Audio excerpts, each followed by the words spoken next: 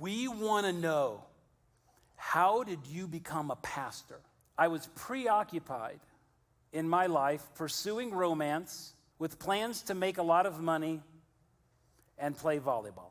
I told them how I attended this Christian camp for college students. And God said, Sean, I want you to be a pastor. And I told them that I argued with God about that. I want a hot wife and I want to be rich. And I, as I'm telling them my story, I emphasized my own immaturity and my resistance to God because I wanted them to understand God's grace to me. I told them how God wore me down over the next few days as I wrestled with him about this.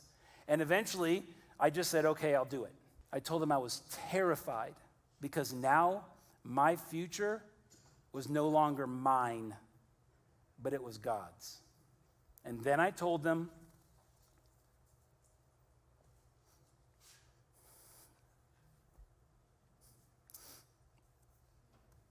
hold on a second.